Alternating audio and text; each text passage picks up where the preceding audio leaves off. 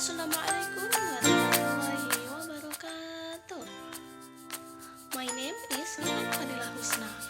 I'm now studying at UMTR Muhammadiyah University Tangerang, and I take an English program studying at UMT. UMT was one of the biggest universities in linguistic education system.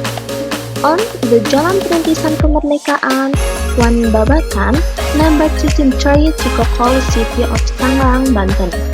UMT has executive sarjana program, which include Economic and Business Faculty, 2 Ordinary Faculty, 3 Faculty of Literary and Education, 4 Faculty of Social and Politics Science, 5 Faculty of Islamic Religion, 6 Faculty of Health Science, 7 Faculty of Law, and 8 Faculty of Tourism and Creative Industry. Which include Magister of Islamic Religion, 2 Magister of Management, 3 Magister of Accountability, and 4 Magister of Law. Alright, now I want to explain about Psikologi pendidikan dan penyiapan guru. Sejak lahirnya sampai sekarang, kira-kira 80 tahunan masih saja menjadi perdebatan.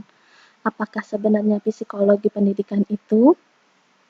Ada yang beranggapan bahwa psikologi pendidikan itu adalah pengetahuan yang diperoleh dari psikologi dan diterapkan pada kegiatan di dalam kelas, menurut Clifford pada tahun 1984. Ada pula yang berpendapat bahwa psikologi pendidikan itu adalah penerapan metode-metode psikologi untuk mempelajari kehidupan kelas dan sekolah, menurut Grinder 1981. Tetapi tidak sedikit yang berdalih bahwa psikologi pendidikan itu merupakan disiplin tersendiri yang memiliki teori-teori, metode penelitian, masalah-masalah, dan tekniknya sendiri. Pendapat terakhir ini banyak diterima. Menurut pendapat ini, psikologi pendidikan itu terutama membidangi, pertama, pemahaman proses mengajar dan belajar, kedua, pengembangan cara-cara meningkatkan dan memperbaiki proses tersebut. Apakah mengajar itu suatu seni atau ilmu? Banyak orang sependapat bahwa mengajar itu memiliki unsur seni sekaligus unsur ilmu. 2 dasawarsa yang lalu, Charles Lieberman mengatakan sebagai berikut.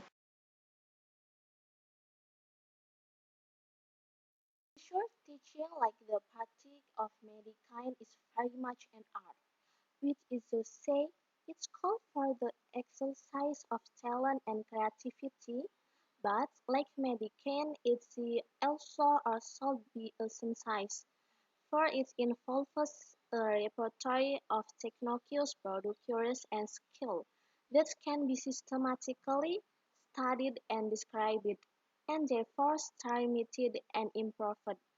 The great teacher, like the great doctor, is the one who adds creativity and inspiration to this basic repertoire. Persiapan dalam mengajar. Pertama, langkah sebelum mengajar.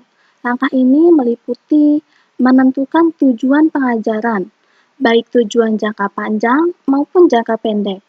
Untuk ini, guru harus menjawab pertanyaan-pertanyaan seperti berikut. Hasil-hasil apakah yang ingin dicapai dari proses belajar mengajar? Setelah itu, guru harus memilih strategi mengajar untuk meraih tujuan-tujuan tersebut dan mengumpulkan bahan-bahan pengetahuan serta keterampilan yang berguna untuk mengajar tersebut. Yang lebih penting lagi adalah guru harus menyadari tingkat kesiapan murid untuk menerima pelajaran. Kesiapan murid ditentukan oleh bermacam-macam faktor. Mungkin karena pengetahuan dan keterampilan yang sudah dimiliki sebelumnya, atau motivasi yang tepat. Murid-murid yang telah menguasai pengetahuan dan keterampilan dasar dapat menerima dengan baik pelajaran baru yang diajarkan oleh guru. Demikian pula murid-murid yang bergairah belajar. Terakhir adalah merencanakan cara penilaian. Bagaimana menentukan ukuran pencapaian tujuan pengajaran?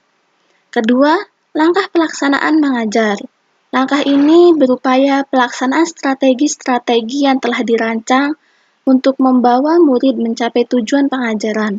Pada umumnya, langkah ini meliputi komunikasi, kepemimpinan, motivasi, dan kontrol atau pembinaan, disiplin, dan pengelolaan.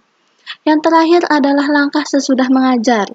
Langkah ini berupaya pengukuran dan penilaian hasil mengajar sehubungan dengan tujuan yang telah ditetapkan guru sebelum mengajar.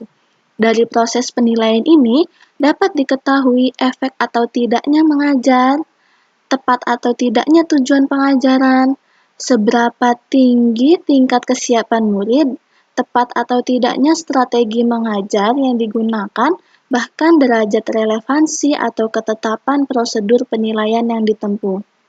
Jelaslah kiranya bahwa mengajar bukanlah pekerjaan yang sederhana dan mudah. Diperlukan kesiapan mental yang memadai untuk melakukan tugas mengajar itu. Mengapa sih kita harus mempelajari psikologi pendidikan? Sebab ilmu psikologi pendidikan kelak akan membantu kita dalam mengajar. Dengan itu, perlu adanya persiapan psikologi sebelum seseorang menjadi guru, sebelum terjun ke sekolah mengajar murid-muridnya. Calon guru harus mempunyai pengetahuan dan pemahaman yang cukup tentang dasar-dasar psikologis perkembangan dan perilaku manusia. Kedua, mempunyai keterampilan minimal dalam menggunakan teknik-teknik yang tepat untuk mempelajari kemampuan, minat, dan tingkat kesiapan belajar murid. Ketiga, mampu mempertimbangkan nilai-nilai psikologis dan berbagai macam prosedur mengajar. Keempat, dapat menganalisis dan menilai cara belajar, kekuatan, dan kelemahan belajarnya sendiri. Setelah mempelajari aspek-aspek psikologi dan pendidikan. Thank you very much for watching. I say bye.